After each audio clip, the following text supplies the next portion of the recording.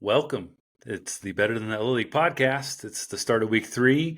We're going to jump right into the week 2 recap. Before I do that, I'm going to take a little sip of my New Holland long drink, new beverage. More citrusy than the regular long drink, but it'll do. Anyways, we had a awesome week 2. Let's get right into it. So last week, I lost to Kevin. My 3 wide receivers combined for 21 points. It's not going to get it done. While Kevin had CeeDee Lamb and Malik Neighbors, who had big games for him. We had Brad, who beat Eric. It's tough to win when your 2 running backs combined for 8.5 points, Eric. For Brad, Marvin Harrison Jr. finally had his breakout game. Next, we had Dave versus Chris. Dave had most points this week, so congrats to him. Kamara had 4 touchdowns in this game to beat Chris. The blowout of the week comes to us from Nick and Jimmy. Jimmy had Kelsey, who had a whopping 1 point. Oof, yikes. And Nick and his squad of James Cook and Justin Jefferson, Chris Godwin kind of sealed it. Could have had more points if he started Metcalf, but didn't need to. Tom, he did his part. He took care of Ben, who's just riddled with injuries, along with Eric. Last but not least, we had the defending champ goes down to 0-2. Sean beats Spooner. It was a close one.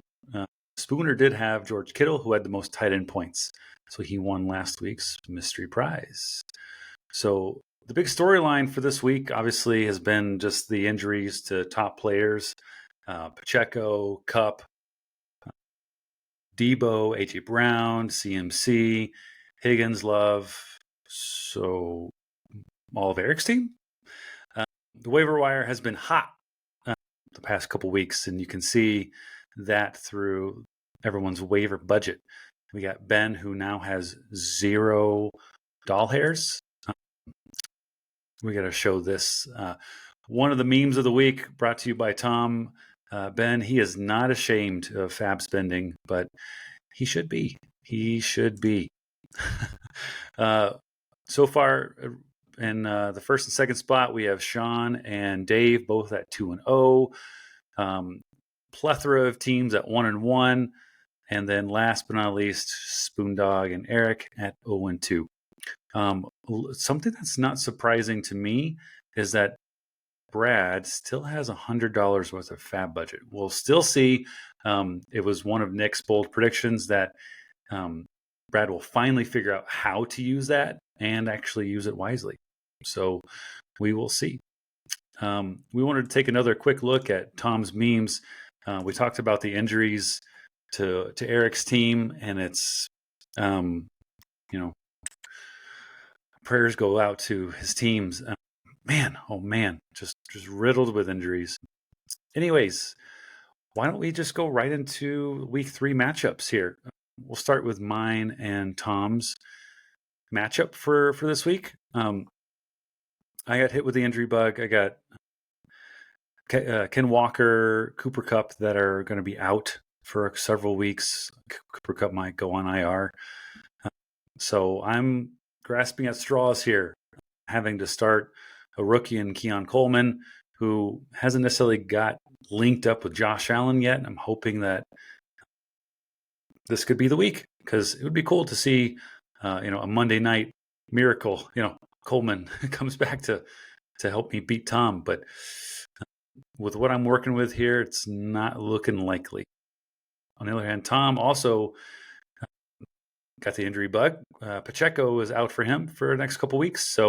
But his running backs, he was lucky enough to snag Jordan Mason, I think, in the draft. Andrew did him a favor in getting Christian McCaffrey's backup. So Dak's going to get on board again from his struggles last week. St. Brown picked it up last week. He got a bunch of targets last week, and DJ Moore, maybe, maybe not. We'll start to, get linked up with Caleb Williams. Rashee Rice is pretty steady. He's always going to get his. He's the new slant king. Holmes is always going to look to him. And now that Pacheco's out, Kansas City's going to be passing a lot more. So he could have a big game too. This win's definitely going to Tom.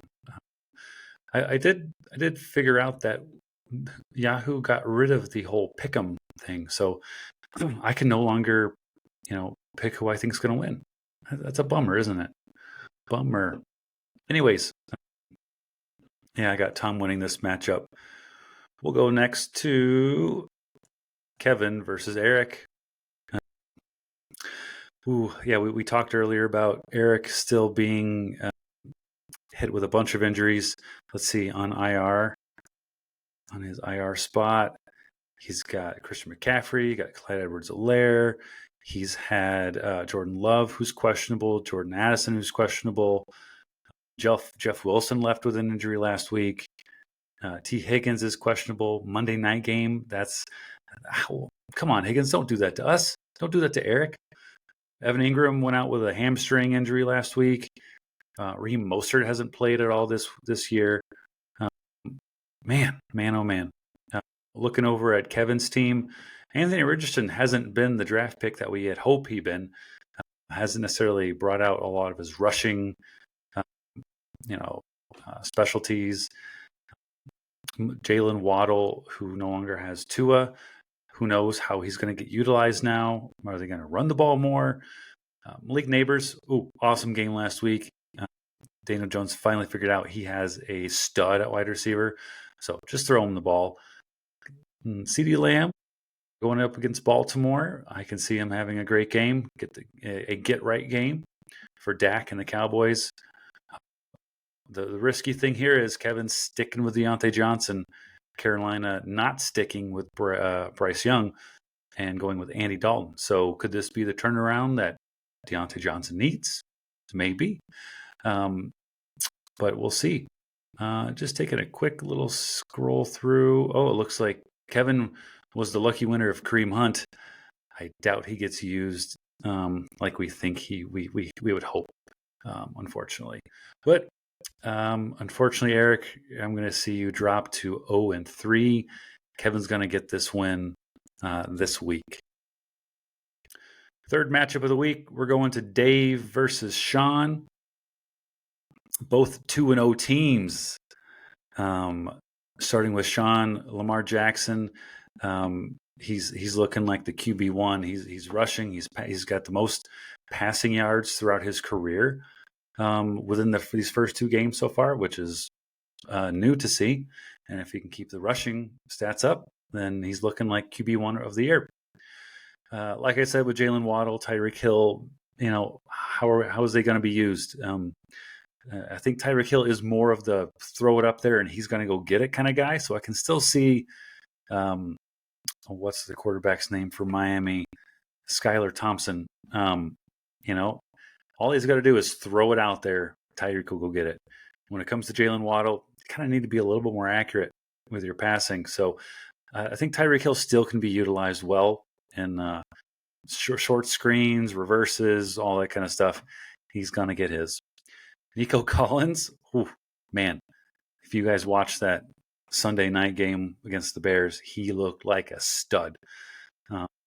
Josh Jacobs, man, he had 30-something attempts last week, over 150 yards. Tony Pollard, I think it's Tajay Spears has tweaked his ankle, so he might get a bulk of the carries. J.K. Dobbins, another story of the year here, where coming off an ACL and then an Achilles, and he's making a name for himself, looking like the RB1 for the Chargers. So moving over to Dave, Kyler Murray is just a fantasy machine. Rushing, passing, had 3 touchdown passes last week. So this is where he gets a little iffy, is his receivers. None of his 3 receivers here are primary targets. Though I think Brian Thomas Jr. will be eventually. And then he's at running back. Obviously, Kamara had that 4-touchdown game last week. Bijan Robinson, he's gonna get touches in all shapes and forms. Joe Mixon, hopefully he can stay healthy. And then Kyle Pitts is finally got a quarterback to pass to him. Looking at the bench, Deebo Samuel, he's going to be out for a little bit with his calf strain. Not really much else to talk about on the bench other than Sean's taking this one. It's going to be an easy win this week for Sean. He'll move to 3-0. Oof. And let's move on to game number 4. Game number 4, we got Jimmy. Oop. We'll just do Ben and John then. All right. Ben, like I said, no AJ Brown. No AJ Brown, no Puka Nacua. Lost his 2 stud wide receivers. His first 2 draft picks are out with injury. So he's going to have to rely on Mike Evans, Demarcus Robinson, and Xavier Worthy at receiver. Running backs aren't too shabby. They're still getting some good touches. Jalen Hurts, always capable of getting some rushing touchdowns due to the what I was about to say, the butt fumble? No, the tush push. There you go, the tush push. Ben's familiar with a tush push, isn't he? He gets his tush pushed. All right, he's going to get it pushed by John this week, who's finally going to get it in the win column. Derek Carr, who's had a surprising year so far. Chris Olave, Amari Cooper, Jackson Smith-Jigba, looking okay. JSN got peppered with a bunch of targets last week from Geno Smith. Achane, Breece Hall, the 2 of them have looked like top running backs this year. They're looking really, really good. George Kittle had a game last week. He was the highest scoring tight end last week for the league. It's a no-brainer. No-brainer. This one's going to John. Sorry, Bean. Next matchup, we're going to move to Jimmy and Chris. Let's see. Oh, Chris, Patrick Mahomes still hasn't been the QB1 that we've seen him in the past. Brandon Ayuk also still hasn't gotten on track since missing a lot of camp. Though Devontae Smith with AJ Brown out was a stud. Zay Flowers looks to be a good primary target for Lamar Jackson. Running backs are going to get their carries, though haven't been the RB1s that they've had been in the past either. Jake Ferguson's supposedly back. We'll see. Austin Eckler's just going to get some carries to spell out Brian Robinson Jr. So moving on to Jimmy, Joe Burrow. This is going to be his game. He's going to go off, throw 3-4 touchdown passes to Jamar Chase, and Garrett Wilson, the same thing. They're finally him and Rodgers are finally going to hook up for a touchdown this week. Diggs has got a lot of mouths to feed in Houston with Tank Dell and Nico Collins, but he's going to have those up and down games where he's not going to get targeted at all one week, and then the next week he'll have 10 targets. You never know. Jacoby Myers looking good against Carolina. It's not a great defense. Barkley and Swift. If Barkley would have just caught that one pass, no. Kelsey needs to get it together, or they need to change something in the offense because he's not looking the same. Or maybe he just needs to take a break from T Swift. Zach Moss, decent play. I'm giving this one to Chris. Chris will move to 2-1. Jimmy to 1-2. Last but not least, I think we got one more game to look at. We have Brad Triple Dragon versus Nick, cooking teams and ETN it. That's fun to say. Brad, Josh Allen, he is playing out of his mind. Actually, he hasn't had to play too much out of his mind. Last week didn't put up a lot of points last week just because They blew out Miami in the first half. Marvin Harrison Jr., I'm looking, he's probably going to have a good week against Detroit. George Pickens, if only some of his catches will finally count, he'll put up some points. Calvin Ridley can easily get open against Green Bay. Go scan over Green Bay. It says Green Bay gives up the 15th most fantasy points to wide receiver position. Interesting. Ooh, I'm going to have to hover to discover over that. Gibbs is just one touch away from breaking away every single time. So you can count on that happening against Arizona. Gibbs RB1 for this week. Singletary surprisingly is doing well as again he's just efficient. Laporta, this if you're going to play a tight end against Arizona, this is it. Laporta is going to be tight end 1 on the week. That's my prediction. Nicholas Baker Mayfield, not a bad play. He's been great so far this year. Justin Jefferson against Houston, Chris Godwin against Denver, and he making the smart decision, starting Metcalf. It'll be a fun matchup to watch. I'd love to see how he does against Jalen Ramsey. Maybe they'll do a face mask punching duel or something. We got Travis Etienne, James Cook. Love the running back stacks there. I just love Nick's team. Aaron Jones, man, especially Young Hoku. Love him at kicker. This week. This one's going to be a sneaky matchup. I feel like it's going to be close. I'm looking to see. It's definitely going to come down to Monday night. Brad with Josh Allen, Nick with Travis Etienne and James Cook. Man, we're all going to get your popcorn ready because it's going to be a close matchup, back and forth. This one's going to be too tough to call. But I do think that with Gibbs, my prediction coming true, Gibbs being the RB1 and Laporta being the tight end 1 for this week, that Brad's going to pull it off. Josh Allen's going to have a big game. A lot of maybe 2 to 3 touchdown passes, 1 rushing touchdown for him. Unfortunately, none of those touchdown passes going to James Cook. So Brad pulls out this win this week. So that does it for my review of the matchups this week and my predictions. Why don't we just get going with the mystery prize drawing? What do you guys say, huh?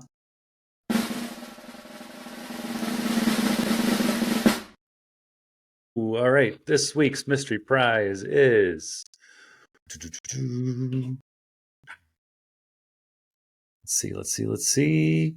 Ooh, the running back with the most receiving yards. Love this one. No CMC on the week for Eric. Yeah, best luck to everybody this week. We got Jets and the Patriots on tomorrow night. Exciting game, I guess.